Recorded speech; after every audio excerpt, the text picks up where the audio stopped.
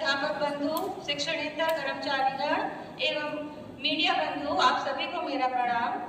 आज दिनांक 19 जनवरी 2023 को हम सभी इस सभागार में इस महाविद्यालय के संस्थापक दिवस के अवसर पर एकत्रित हुए हैं। आदरणीय संस्थापक जी के व्यक्तित्व के बारे में जितना भी कहा जाए उतना कम है। श्री सनातन धर्म कॉलेज के संस्थापक स्वर्गीय राय बहादुर बाबू विक्रमाजीत सिंह जी उत्तर भारत की उन दिव्य विभूतियों में से थे जिन्हें सभी वर्ग के लोग सच्चा सम्मान प्रदान करते थे। उनकी चारित्रिक दृढ़ता, कार्यक्षमता तथा अद्भुत कर्तव्य निष्ठा देखकर बड़े से बड़े अधिकारी एवं नैष्ठिक विचारवान लोग भी उनके प्रभावशाली व्यक्तित्व की ओर सहसा आकृष्ट हो जाते थे। धर्म के प्रति अडिग आस्था के साथ उनकी प्रतिभा सर्वोत्मुखी थी।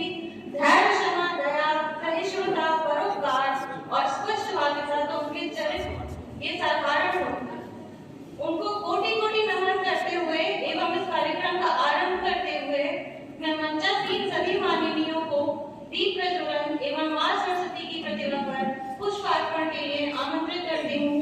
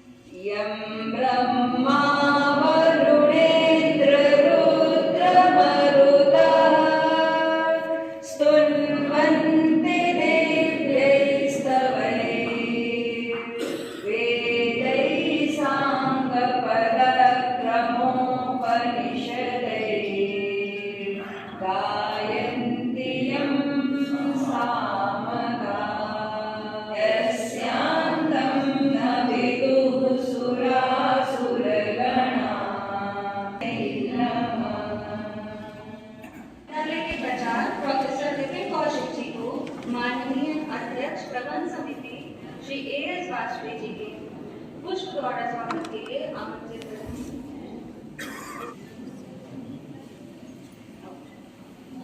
कर्मचारी मैं आदरणीय अध्यक्ष प्रबंध समिति जी के स्वागत के लिए आमंत्रित करती हूँ।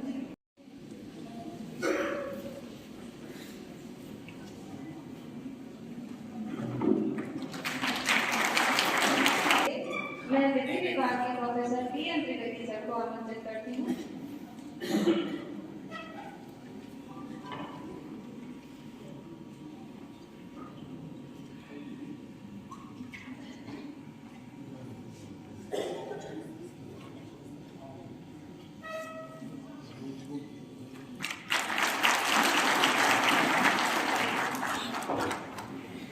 उपाध्यक्ष प्रबंध समिति डॉक्टर कमल किशोर गुप्ता जी के स्वागत के लिए मैं कॉलेज के मुख्य डॉक्टर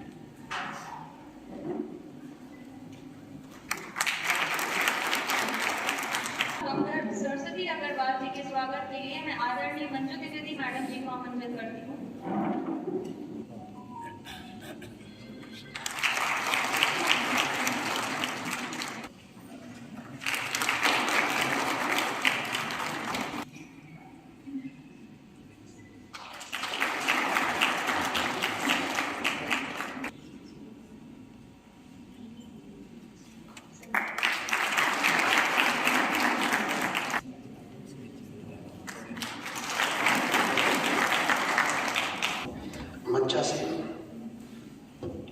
प्रबंध समिति के आदरणीय अध्यक्ष डॉक्टर आदित्य शंकर वाजपेयी जी, प्रबंध समिति के परम आदरणीय सचिव वीरेंद्र सिंह जी एवं प्रबंध समिति के उपाध्यक्ष डॉक्टर कमल किशोर गुप्ता जी, प्रबंध समिति की माननीय सदस्य डॉक्टर सरस्वती अग्रवाल जी, हम लोग की वंदनीय माता जी नंदिता जी एवं समक्ष उपस्थित प्रबंध समिति के सदस्य भवानी जी, हमारे पूर्व प्राचार्य के तिवारी सर एवं अरविंद सिंह सर, श्याम बाबू गुप्त जी एवं उपस्थित जगन्नाथ गुप्त जी एवं उपस्थित यहाँ पर समस्त शिक्षकगण एवं पूर्व शिक्षकगण, आप सबका यहाँ पर हार्दिक स्वागत, वंदन एवं अभिनंदन है।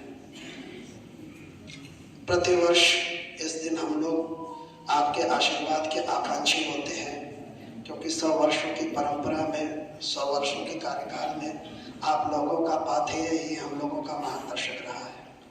मुझे उम्मीद है उच्च शिक्षा के सामने आ रही है और परिदृश्य बदल रहा है। परंपरागत ज्ञान पद्धति से आधुनिक ज्ञान पद्धति की तरफ हम लोग जा रहे हैं, तो कहीं न कहीं इस बदलते परिवेश में हम लोगों को आपके सानिध्य की जरूरत पड़ेगी। मुझे बार बार आपसे विनम्र निवेदन है कि आप इसी प्रकार अपना सानिध्य, अपना आशीर्वचन हम देंगे। हम अपने ही महाविद्यालय के विद्वान कवि प्रोफेसर राकेश शुक्ल जी की 4 लाइनें आपको सुनाकर अपनी वाणी विराम कर देंगे। पुष्प जैसे मुस्कुराते जाइए, सृष्टि को अपना बनाते जाइए, गिर रहा बेशक दिशाओं में अंधेरा, दीप जैसे झगमगाते जाइए।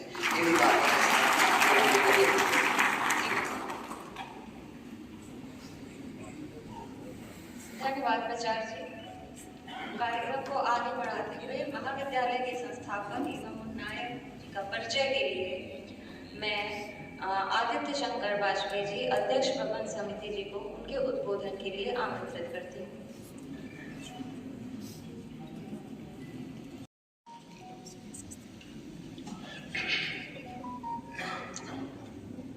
विक्रमादित्य सिंह सनातन धर्म महाविद्यालय के संस्थापक परम आदरणीय राय बहादुर बाबू विक्रमादित्य सिंह की पुण्यतिथि पर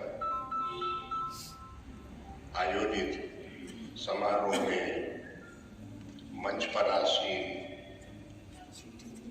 हमारी प्रबंध समिति के यशस्वी एवं कर्मठ सचिव माननीय वीरेंद्र जी, मेरे सहयोगी उपाध्यक्ष डॉक्टर कमल किशोर जी,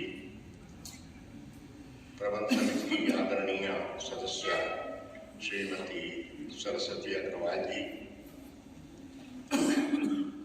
रसायन विभाग के विभाग अध्यक्ष एवं आगरा विश्वविद्यालय के पूर्व कुलपति श्री अरविंद दीक्षित जी, प्राचार्य जी, सभागार में मेरे समक्ष उपस्थित राय साहब और बैरिस्टर साहब के परिवार महत्वपूर्ण सदस्य राय साहब की प्रपौत्र वधू श्रीमती नंदिता जी, महामंडल के उपाध्यक्ष श्री रमाकांत जी मिश्र, भवानी तिवारी जी,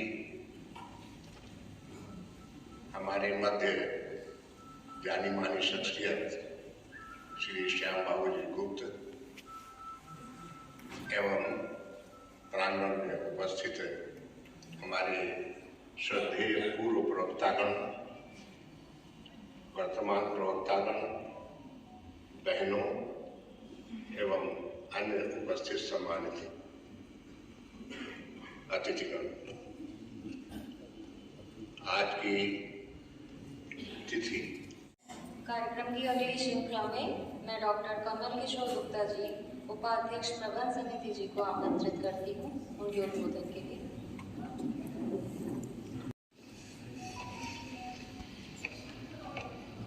आज के इस संस्थापक दिवस समारोह की अध्यक्षता कर रहे माननीय अध्यक्ष जी, सम्मानित मंच और उपस्थित आदरणीय अग्रज और प्रिय अनुज बंधु भगिनी, प्यारे बच्चों, सबसे पहले तो 100 वर्ष की सकारात्मक सफल यात्रा के लिए आप सबको बहुत बहुत बधाई और शुभकामनाएं दी। माननीय अध्यक्ष जी ने अपने उद्बोधन की शुरुआत उत्तिष्ठत जागृत प्राप्ति वरान्य बोधत से किया। उत्तिष्ठत की जरूरत क्यों पड़ती है, जागृत होने की जरूरत क्यों पड़ती है? अगर हम बैठे हैं तो उठने की जरूरत है, अगर हम सोए हैं, अचेतन अवस्था में हैं, तो सचेतन होने की आवश्यकता है। और यह काम जिन्होंने किया, ये किसी भी व्यक्ति के, किसी भी समाज के, या यहाँ तक कि कहें तो किसी राष्ट्र के कालखंड से भी जुड़ा होता है। सामान्य जनमानस की बात करें तो 20-25 साल में भी चीजें बदलती रहती हैं, पीढ़ी बदलती है। इसी तरह समाज का भी होता है और राष्ट्र का भी होता है। जबकि बात हो रही है 1874 में, जब उनका जन्म हुआ, उस समय हम सब लोग अंग्रेजों के द्वारा शासित थे। तो तत्कालीन माँ भारती की कोख से जो जन्म लेने वाले व्यक्ति पैदा हुए, 1874 से 20 साल पीछे जाओ, 20 साल आगे जाओ, ऐसा कुछ करके देखो तो माँ भारती से कोख से निकलने वाले, हम क्षेत्र का नाम नहीं लेंगे, कुछ मुझे नाम याद आते हैं, नाम देखेंगे। भारत का नक्शा ध्यान दिमाग में रखो तो हमें लगता सब आएगा। 1856 लाला लाजपत राय, 1861 रविन्द्रनाथ टैगोर, 1861 मदन मोहन मालवीय, 1863 विवेकानंद, 1863 या 1864 में गोपाल गोखले, 1872 महर्षि अरविंद, 1873 स्वामी राम तीर्थ, 1874 विक्रमाजीत सिंह। इनके क्षेत्रों को ध्यान करो कहाँ है। 1882 तमिलनाडु का तिरुनेलवेली सुब्रमण्यम कवि वर हुए। ऐसे जितने भी सोचेंगे, पूरे भारत में वह कालखंड है जो एक करवट लेना चाहता था। भारत को अपने उस भारतीयता को एहसास करने के लिए जागृत करने की जरूरत थी। तब 1893 में शिकागो में 9/11 को घोषणा होती है, उत्तिष्ठत जागृत प्राप्य ब्राह्मण, तब प्रभावित होते हैं। तब वैलेंटाइन चिरान घोषणा करता है, अमेरिकन फिलॉसफर है, कि भारत का जो भूतकाल है, अतीत गौरवशाली है, उसका उद्घोष के साथ साथ विश्व को परिचित कराने का काम स्वामी विवेकानंद ने किया। और तदनुरूप भारत जागृत उत्तिष्ठित है, ऐसी स्थिति में आ रहा है। और इसके लिए सिर्फ राजनीतिक सामाजिक कार्यकर्ताओं की नहीं, जो ऋषियों मुनियों की धरती है उनकी भी जरूरत थी। तब बनारस से ज्ञानानंद जी महाराज अपने शिष्यों को भेजते हैं, चाहे लाहौर हो, चाहे कानपुर हो, चाहे कोई बड़े शहर, जाओ नई पीढ़ी को पढ़ाने को सिखाओ। और तब शिक्षालय शुरू होते हैं। और तब रविन्द्रनाथ टैगोर की भी 1921 में विश्व भारती संस्थापित तो पहले होती है, लेकिन मान्यता प्राप्त करती है। 1916 में मदन मोहन बनारस में BHU स्थापित होती है। 1919 में DAV कानपुर होता है। 1921 में VSSG कॉलेज होता है। ऐसे जने कितने क्षेत्र भर में अगर देखेंगे भारत के, तो सब उसी कालखंड में निकलते हैं। शिक्षा को आगे बढ़ाओ ताकि हम जागृत हों। और यह काम करने में अहम भूमिका कानपुर में, उत्तर प्रदेश में बाबू विक्रमाजीत सिंह ने निभाई। मैं उनको नमन करता हूँ और मैं उनको प्रणाम करता हूँ। उनके साथ साथ देने वालों को भी मैं सबको बहुत बहुत बधाई, धन्यवाद जो भी कहें मैं ज्ञापित करता हूँ। रह गई बाबू विक्रमाजीत सिंह के बाद उनके सुपुत्र जो अपने बैरिस्टर नरेंद्र सिंह हैं, उनके साथ रहने का, उनके साथ बैठने का, उनके चरणों में रहने का मौका मिला है। मैं समय नहीं लूंगा क्योंकि 7-8 मिनट ही प्रधानाचार्य जी ने कहे हैं, मुझे लगता है 7 मिनट हो रहे होंगे। तो मैं सिर्फ बैरिस्टर साहब के बारे में एक कविता है, मैं उसको पढ़ देना चाहता हूँ। मैंने एक किताब भी लिखी, तो मैंने कहा विराट व्यक्तित्व सागर जैसा रूप है जो बैरिस्टर साहब का, उससे कुछ बूंदे निकाल करके मैंने एक किताब में शब्दावली के शब्द दे दिए हैं। लेकिन कुछ ऐसे भी लोग हैं जो उसको कितने कम शब्दों में क्या नहीं व्यक्त कर सकते, तो वो मैं एक कविता पढ़ के अपनी बात पूरी करता हूँ। बैरिस्टर साहब के न रहने के बाद जो एक किसी कवि ने लिखी है, मेरी नहीं है वो कविता। नहीं नहीं मैं नहीं, नहीं नहीं हम नहीं गिराएंगे, नहीं नहीं हम नहीं गिराएंगे अपने नेत्रों से आंसू की एक बूंद भी, क्योंकि वो स्मृत शेष, बैरिस्टर साहब को ध्यान करिए, क्योंकि वह स्मृति शेष, वह यश कायल, वो अक्षर अनंत आभा मंडल के पर्याय, अपनी स्थित प्रज्ञता में तुमने चैतन्य प्रणव को, मैं फिर दोबारा पढ़ना चाहता हूं, मुझे समझने देर लगती, मैं हिंदी का आदमी नहीं हूं, इसलिए अपनी स्थित प्रज्ञता में तुमने चैतन्य प्रणव को अपनी धमनियों में अनुभव किया। हमने शब्दों की गहराई देखना भैया, मुझे नहीं समझ, जो साहित्य के लोग बैठे वो समझते होंगे। अपनी धमनियों के में अनुभव किया, सामाजिक संदर्भों से संपृक्त होकर भी सदैव कुंठा मुक्त जीवन जिया।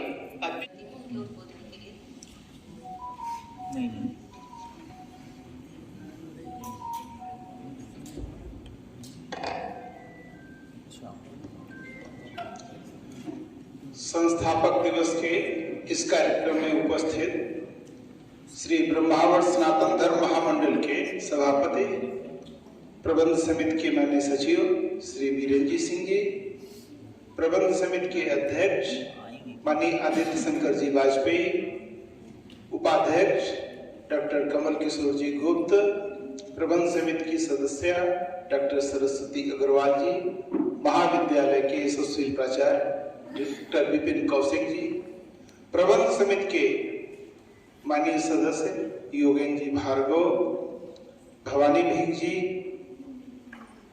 महामंडल के श्रीमान रमाकांत जी मिश्र, पूर्व प्राचार्य डॉक्टर के तिवारी, डॉक्टर अरविंद सिंह जी, डॉक्टर श्याम बाबू जी गुप्त, डॉक्टर अशोक कुमार तिवारी, डॉक्टर सुप्रिया जी, और इस सभागार में बैठे महाविद्यालय के प्रति अनुराग रखने वाले महामंडल से जुड़ी संस्थाओं के प्रधानाचार्य, पूर्व शिक्षक, वर्तमान शिक्षक शिक्षिकाओं, छात्र छात्राओं, पत्रकार छायाकार मित्रों, ये संस्थापक दिवस जो हम मनाते हैं, ये हमारे लिए कृतज्ञता ज्ञापित करने का एक दिवस है। संस्थापक जी के जो भाव थे, जिस भावना से इस महाविद्यालय की स्थापना हुई और 100 साल की यात्रा में हमने क्या पाया, उसका स्मरण करना, अतीत से प्रेरणा लेकर के वर्तमान में हम ऐसे कार्य करें जिससे हमारा महाविद्यालय आगे और उन्नति के पथ पर अग्रसर। कार्यक्रम की अगली श्रृंखला में महाविद्यालय के न्यूज़लेटर अंक 7 व 8 का विमोचन के लिए मैं मंचासीन माननीयों को आमंत्रित करती हूँ।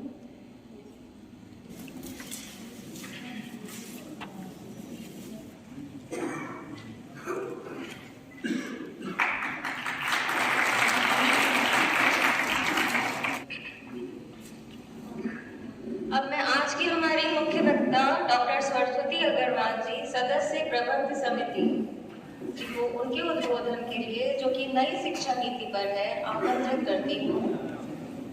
सर्वप्रथम मैं इस महाविद्यालय के संस्थापक महोदय को सादर नमन करती हूँ। उनकी पुण्यतिथि के अवसर पर थोड़ा 2 मिनट लगाना है, बस 2 मिनट का जरूरत नहीं है। मंच पर विराजमान हमारे अध्यक्ष महोदय, प्रबंध समिति के सचिव महोदय, उपाध्यक्ष जी, आगरा विश्वविद्यालय के पूर्व कुलपति जी, प्राचार्य जी, इस सभागार में उपस्थित पूर्व प्राध्यापकगण, नंदिता भाभी जी, वर्तमान प्राध्यापकगण, भारत के भविष्य के रूप में विद्यमान विद्यार्थीगण, विशेष रूप से एनसीसी के कैडेट्स,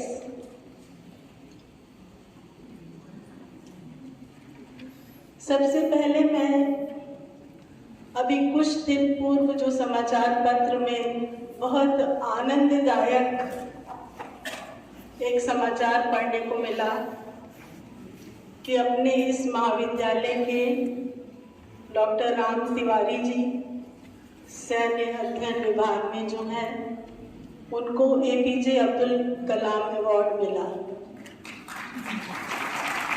बहुत ज़्यादा प्रसन्नता हुई और उनको ये अवार्ड जलवायु परिवर्तन का सुरक्षा पर प्रभाव इस विषय पर दिया गया। तो मन में आया कि जो एक हमारा महाविद्यालय विभिन्न क्षेत्रों में अग्रणी रहने की भूमिका निभा रहा है, वो परंपरा सतत चल रही है, उसमें कहीं भी कोई व्यवधान नहीं है। गर्व से हमारा मन भर गया और एक एक करके बहुत सारी यहाँ पर जो बातें कही गई, महान चरित्रों को, उनके जीवन चरित्र को यहाँ पर हमारे सामने प्रस्तुत किया गया। मैं रखूं यहाँ जो कि विशेष रूप से व्यावहारिक हो,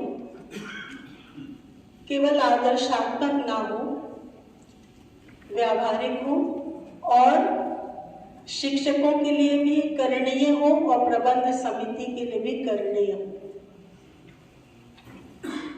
तो मैंने जो थोड़ा बहुत चिंतन किया वो आपके सामने मैं रखूंगी। आप सब इतने प्रबुद्ध हैं, लेकिन फिर भी मेरा प्रयास है कि देखिए, जो हमारी राष्ट्रीय शिक्षा नीति 1986 आई थी, उसके 34 वर्ष के अंतराल के बाद राष्ट्रीय शिक्षा नीति 2020 का आना बहुत सुखद है। और सुखद इसलिए है कि उसमें हम आत्मनिर्भर भारत, समर्थ भारत, अपने जड़ों से जुड़े हुए भारत की संकल्पना लेकर चल रहे हैं। और जब हम सोचते हैं कि ऐसा हम इतनी देर बाद क्यों सोच रहे हैं, जबकि 1835 में आप सबको विदित है उनका उल्लेख होता ही है, हम चाहे या ना चाहे, मैकॉले का उल्लेख आता ही है कि उन्होंने ऐसे वर्ग को तैयार करने का यहाँ कार्य प्रारंभ किया था जिसको हम लोग शॉर्ट में कहते हैं टॉमी। टेस्ट यानी रुचि जिसकी अंग्रेज हो, ओपिनियन मत और विचारधारा जिसकी अंग्रेज हो, मॉरल यानी नैतिकता और नैतिक मूल्य भी अंग्रेज हो, और इंटेलेक्ट यानी बुद्धिमत्ता भी उसकी अंग्रेज हो। बस पूरी तरह से हम अंग्रेज बनते चले जाएं। तो अब लगभग 188 वर्ष बाद तो हमें अपनी शिक्षा को अपनी जड़ों से जोड़ना ही होगा। बहुत देर हो चुकी है, अब इस कार्य में और देर नहीं होनी चाहिए। ये सोचकर हम एक समर्थ और आत्मनिर्भर भारत की ओर इस शिक्षा नीति से कदम बढ़ा रहे हैं। और इसकी खासियत ये है कि ये समावेशी शिक्षा की बात करती है, इंक्लूसिव एजुकेशन की बात करती है, और पूर्व प्राथमिक स्तर प्री प्राइमरी एजुकेशन से लेकर हायर उच्चतर शिक्षा तक की इसमें बात है। और हमारे विश्वविद्यालय तो इसको क्रियान्वित कर ही चुके हैं। 2021 से हमारे यहाँ ये चल रही है। Major subject, minor subject, vocational course, co curricular activities, बहुत सारी चुनौतियाँ हमारे सामने उसको लेकर आ रही हैं, समस्याएं आ रही हैं। जब भी हम बदलाव की बात करेंगे तो वो समस्याएं आएंगी ही, लेकिन वही अगर हम जागृत रहेंगे और प्रयास करते रहेंगे तो उन समस्याओं का समाधान भी निश्चित होगा। लेकिन जैसा कि हम किसी भी शिक्षा में बदलाव की बात करें तो उसके केंद्र में हम रखते तो छात्र को है कि सब कुछ हमें छात्र के लिए करना है, लेकिन वो करने वाला जो केंद्र बिंदु है वो शिक्षक है। शिक्षक के सहयोग के बिना, क्रियाशीलता के बिना, उत्साह के बिना, उसकी प्रेरणा के बिना कोई कार्य संभव ही नहीं है। तो मैं सोच रही थी कि ऐसा क्यों है कि हम हर बदलाव के लिए कहते हैं शिक्षक को ऐसा करना है। तो मेरे मन में 3 बातें आई। पहली बात तो ये आई कि हम सभी जो शिक्षक हैं, किसी भी स्तर के हों, तो हम सभी कभी न कभी तो विद्यार्थी रहे ही हैं।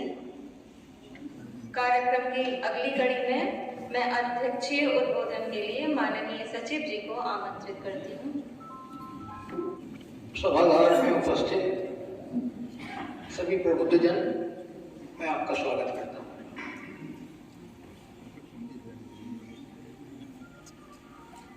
आज हमारे देश में अमृत महोत्सव का काल कहा जाता है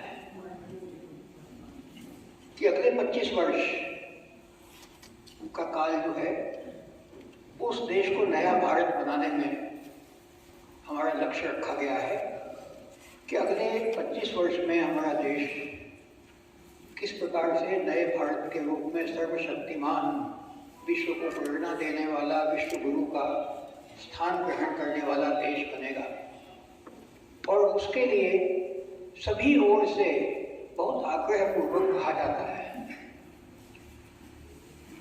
हमारे यहाँ पे भी इस समय सभागार में 3 पीढ़ियाँ उपस्थित हैं, 25 वर्ष के आसपास के, 50 वर्ष के आसपास के, 75 वर्ष के आसपास के।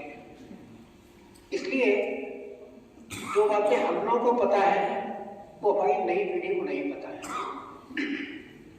तो कोई भी देश अपने पूर्व वैभव को, पूर्व परंपरा को जाने बिना प्रगति नहीं कर सकता। और इसलिए जैसे ये विद्यालय के लिए लागू है, देश के लिए भी लागू है कि हमारी परंपरा क्या है, हमारा इतिहास क्या है, हमारे इतिहास में किन महापुरुषों ने क्या क्या काम किया है और उनके द्वारा हमको प्रेरणा मिलती है। मैं आपको बताऊं, आजकल स्वराज नाम का एक सीरियल आता है, उसमें 75 एपिसोड्स होने हैं। उसमें देश के प्रत्येक क्षेत्र में स्वतंत्रता संग्राम में जिन महापुरुषों ने योगदान दिया पिछले 250-300 साल में, उनके विषय में एपिसोड्स आते हैं। तो देश को ये बताना कि किन किन लोगों ने किस किस प्रकार से इस देश की स्वतंत्रता के लिए और देश की प्रगति के लिए कार्य किया, ये एक इतिहास है, इसको बताया जाता है, बार बार बताया जाता है। ऐसे ही विद्यालय में भी हमको बताना बहुत आवश्यक होता है। आज राय बहादुर साहब नहीं हैं, परंतु उनका स्मरण करने से हमको स्मरण आता है कि 100 साल पहले क्या होता था। बैरिस्टर साहब नहीं हैं, 25 साल पहले किस प्रकार से शिक्षा में वातावरण था, कैसे लोग काम करते थे। तो ये हमारे लिए शिक्षा का अंग है कि हम जाने कि हमारी परंपरा क्या है, हमारा इतिहास क्या है, हमारे पूर्व पुरुष कौन से थे जिन्होंने हम लोग को मार्गदर्शन किया।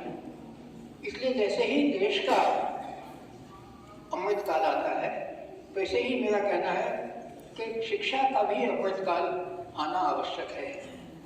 शिक्षा में जब तक अमृतकाल नहीं आता, इसके लिए बहुत ही हम भाग्यशाली हैं कि नई शिक्षा नीति के विषय में 2 लाख सदस्य आए थे और उनको छांट कर और उसके बाद में शिक्षा नीति की स्थापना की गई है।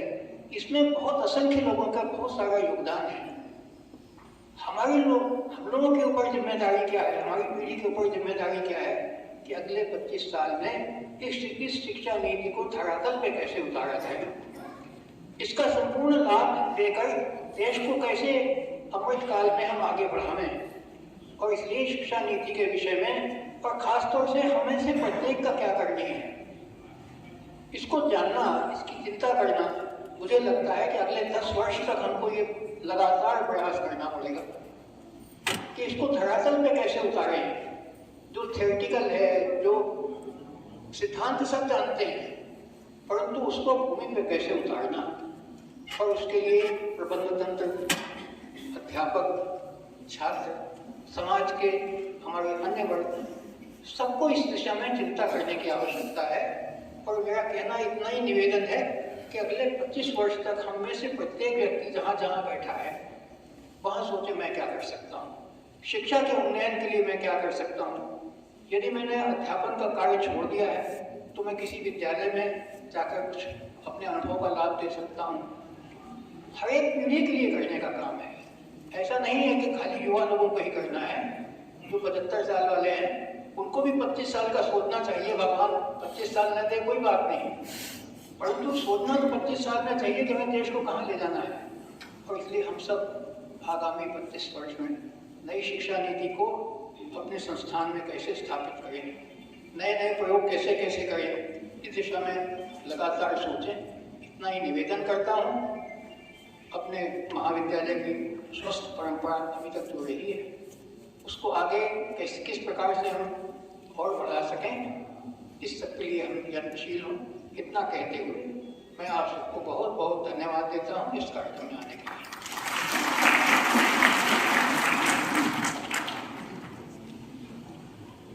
धन्यवाद सर।